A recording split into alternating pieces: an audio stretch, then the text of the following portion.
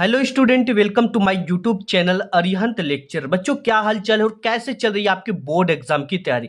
पर बच्चों, आज की इस वीडियो में टॉपर की मैं आपको इंग्लिश की कॉपी दिखाऊंगा और ये जो तरीका है लिखने का बोर्ड एग्जाम में कॉपी, सबसे बेस्ट तरीका है। अगर आप ऐसे कॉपी अपने एग्जाम में लिख कर आओगे ना, तो आपको पूरा का पूरा मार्क्स मिलेंगे और आपके एक भी नंबर नहीं कट सकते। अगर इस तरह से लिखी हुई कॉपी किसी भी एग्जामिनर के पास जाती है, किसी शिक्षक के पास जाती है, अगर उसका दिल हृदय अगर पत्थर का भी होगा तो पिघल जाएगा और पूरा का पूरा नंबर देने के लिए मजबूर हो जाएगा। चलिए बच्चा, आज देखते हैं कि उन्होंने कॉपी को कैसे लिखा। अगर आज की इस वीडियो को आप देख लोगे ना, अगर आपका 70 मार्क्स का इंग्लिश है या 100 मार्क्स का इंग्लिश है, तो उसमें आपको पूरा का पूरा मार्क्स मिल जाएगा। यानी लगभग आप 68 से 69 नंबर आसानी से ला दोगे।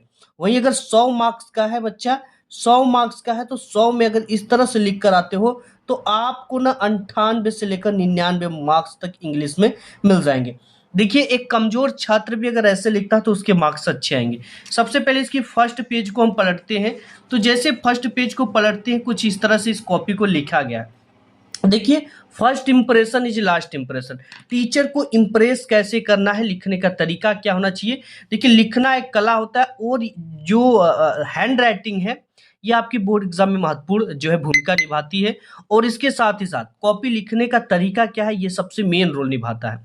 अगर आपको शुरू के 2 से 3 पेज बेस्ट लिख दोगे ना, तो आपको पूरा कॉपी में एवरेज नंबर मिलेगा। जैसे यहाँ पे जो भी आप पार्ट कर रहे हो, तो यहाँ पर बच्चा पार्ट भी कर रहा है, तो पार्ट भी यहाँ पर ब्लैक पेन से और इसके नीचे डबल पाई खींच दिया गया है।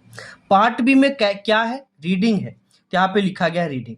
अब यहाँ पर लिखा गया आंसर टू क्वेश्चन नंबर 1, ये सबसे महत्वपूर्ण है और ऐसे आपको भी अपने एग्जाम हॉल में लिखना है। प्यारे बच्चों, यहाँ पे answer to question number 1 black pen से लिखते हुए इसके नीचे डबल लाइनिंग की गई है। ये भी बेस्ट तरीका है। इसके बाद देखिए, यहाँ पर जो क्वेश्चन है, आपको इसमें क्या देता है, एक पैसेज देता है और उसके नीचे क्वेश्चन होते हैं। उस क्वेश्चन का आंसर उस पैसेज से लिखना होता है। ठीक है, तो ये अनसीन पैसेज आप इसे कह सकते हो, पैसेज सॉल्विंग कह सकते हो। तो ये पैसेज देता है। तो यहाँ पर बच्चे ने ए नंबर किया है, तो यहाँ पर ए नंबर डाला गया है। डालते समय इस पूरे क्वेश्चन का आंसर इस तरह से बच्चा लिखा गया है। एंड लिखने के बाद एक क्वेश्चन इंड करने के बाद बच्चे ने 1 और 2 लाइन का गैप किया है, जो कि सबसे बेस्ट और स्किलफुल तरीका माना जाता है। और इस वीडियो को अगर आप 10th या 12th में हो तो बड़े ध्यान से देखना बच्चा। इस वीडियो से आपके बोर्ड एग्जाम में 10 से 15 अंक बढ़ जाएंगे। ठीक है, क्योंकि तरीका होना चाहिए। नहीं तो अगर ऐसे लिख कर आओगे जैसे मन तैसे, तो आपके 10 से 15 नंबर ऐसे ही कट जाएंगे। तो इसलिए लिखना एक कला होता है, कॉपी का प्रेजेंटेशन सही होना चाहिए। अगर मैं आपको कह दूं कि आपको कोई भी खाना लगाकर किसी तरह से दे दे, तो आपको थोड़ा सा बेकार लगेगा। लेकिन हाँ, अगर उसी खाने को एक तरफ चावल, एक तरफ दाल, एक तरफ भुजिया और एक तरफ चटनी रख दिया जाए और बाकायदे सजा कर रखा जाए, तो उसकी कीमत और भी बढ़ जाती है और देखने में अच्छा लगता है और जिसको दोगे तो वो प्रसन्न हो जाएगा। ठीक है, इसीलिए अच्छी चीज सबको प्रसन्न कर देती है बच्चा। तो ऐसे आपको लिखना है। यहाँ पे एक क्वेश्चन इंड हुआ, 1-2 लाइन का गैप करते हुए आपको यहाँ पे लिखना है। इससे ये पता चलेगा एग्जामिनर को कि आपने नेक्स्ट क्वेश्चन का आंसर लिखा है। एंड इसके साथ ही साथ एग्जामिनर को मार्क्स जो है देने में आसानी रहेगी, मार्क्स देने में उसे आसानी रहेगी। ठीक है, अब इसके बाद बी किया बच्चे ने, तो यहाँ पर भी 1 लाइन का गैप किया है। सी किया तो यहाँ पे 2 लाइन का गैप कर दिया और डी किया है तो इस तरह से लिखा है। देखो, 2-2 मार्क्स की ये सब आते हैं, टोटल 7 मार्क्स का आता है। तो इस बच्चे को इस पैसेज का पूरा 7 अंक मिले हैं। ठीक है, अब इसके बाद नेक्स्ट देखते हैं। देखिए, इंग्लिश के क्वेश्चन पेपर में एप्लीकेशन राइटिंग आता है और लेटर राइटिंग आता है। ठीक है, और बच्चे क्या करते हैं, कोई बच्चा एप्लीकेशन लिख लेता है, कोई बच्चा लेटर राइटिंग लिख लेता है। लेकिन जब भी जो भी चीजें आप लिखे ना, इसके ऊपर हेड पर आपको यहाँ पर लिख देना है। अगर आप लेटर राइटिंग लिख रहे हैं तो लेटर राइटिंग लिख देंगे, एप्लीकेशन राइटिंग लिख रहे हैं तो ऊपर एप्लीकेशन राइटिंग लिख देंगे। इससे एग्जामिनर को ये समझ में आता है कि आपने क्या हल किया और देखने में खूबसूरती बढ़ जाती है। अब यहाँ पे आंसर टू क्वेश्चन नंबर 2, ये तरीका जो है एग्जाम में टॉपर लगाते हैं, टीचर को इंप्रेस करते हैं और अच्छे मार्क्स लाते हैं। और यहाँ पे आंसर टू क्वेश्चन नंबर 2 डाला गया है।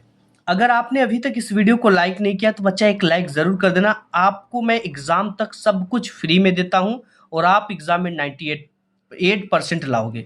ठीक है, देखो लिखने का तरीका क्या होता है। एप्लीकेशन यहाँ पे लिखा गया 2, एक कामा लगाया गया है।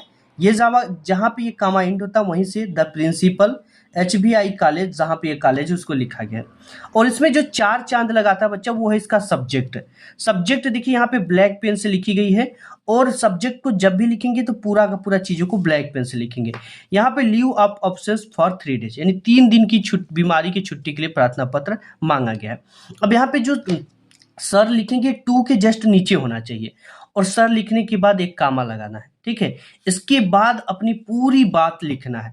पूरी बात जब एंड हो जाए तो I therefore request you to grant me, यानी मैं आपसे, इसलिए मैं आपसे निवेदन करता हूं। तो जब निवेदन करेंगे तो आगे का कुछ लाइन छोड़कर ही यहां से लिखना शुरू करेंगे, ठीक है बच्चा, ये चीजें ध्यान देना। और इसके बाद आपको डेट वगैरह डाल देना यहाँ पर, जैसे यहाँ पे लिखा गया डेट। और यहाँ पर योर ओबेडियंटली नेम नहीं लिखा जाता है, क्लास अपना लिख लेना। ये 4 मार्क्स का आता है, तो बच्चे को 4 मार्क्स मिले हैं, ठीक है बच्चा। अब इसके बाद नेक्स्ट जो क्वेश्चन आता है वो क्या आता है, यहाँ पर देखते हैं। यहाँ पे नेक्स्ट आता है आर्टिकल राइटिंग का। आर्टिकल राइटिंग भी आपके एग्जाम में इस तरह से मिलता है। सबसे पहले यहाँ पे आर्टिकल राइटिंग एक होता है, और एक आर्टिकल राइटिंग और दूसरा रिपोर्ट राइटिंग। सबसे ज्यादा बच्चे आर्टिकल ही लिखते हैं, ये ऐसे टाइप का होता है। यहाँ पे आंसर टू क्वेश्चन नंबर 3 डाला है बच्चा, और माई विलेज पर लिखा है। जितने कई सारे जो है आपके टाइटल होंगे, माई विलेज होगा, ठीक है, माई काऊ होगा, या तो बहुत सारे माई इंडियन फेस्टिवल होगा। जिस भी टॉपिक पर आप लिखना चाहते हो, क्रिकेट वगैरह पर भी आता है, तो यहाँ पे उसको वहाँ पे ये हेडिंग लिखना है ब्लैक पेन से। अब यहाँ पे जो हिंट्स ये पेपर में दे रखा है, ठीक है, 10th में देता है, 12th में आपको अपने से बनाना होता है। तो इस चीज को, पूरी चीजें को ब्लैक पेन से लिख देना है। अब लिखने के बाद एक एक हेडिंग को यहाँ पर ब्लैक पेन से डालेंगे और उसके बारे में लिखेंगे। एक हेडिंग समाप्त होती है, 1 से 2 लाइन का गैप करना है। इसके बाद यहाँ पर लिखा गया पूरे इस तरह से। इसके बाद यहाँ पर लिखा गया है जो चीजें लिखना है, ठीक है, अरेंजमेंट ऑफ द हॉस्पिटल। चौथा है टीचिंग गुड्स हैबिट, इसके बारे में पूरी चीजें लिखी गई। और ये 6 मार्क्स का आता है, तो इस बच्चे को पूरा का पूरा 6 अंक मिले हैं। ऐसे लिखना है। इस चीज को साफ सफाई सबसे इंपॉर्टेंट है। हैंड राइटिंग खराब है तो आपको कैसे लिखना है, ये चीजें मैं आपको आगे बताऊंगा। अब इसके बाद जो है तीसरे क्वेश्चन के बाद चौथा में आपका आ जाता है ग्रामर, ठीक है। ग्रामर में बच्चा आंसर टू क्वेश्चन नंबर 4 यहाँ पे है। डायरेक्ट इनडायरेक्ट आता है, यहाँ पर ए बच्चा डाला है और यहाँ पर इनडायरेक्ट बनाया गया है। और यहाँ पर ये आता है आपका पैसिव वॉइस, बी नंबर डाला गया। All the question have been answered by him, passive voice लिखा गया, 2-2 अंक का आता है। सी में आपका आता है पंचुएशन, ठीक है, जो चीज़ें स्मॉल लेटर में है, जहाँ पे कॉमा इनवर्टेड नहीं लगा है, उस चीज़ को लगाना होता है। यहाँ पर इस तरह से पूरी चीज़ें लिखी गई है, और 2-2 अंक का था, 6 अंक यहाँ से मिल गया।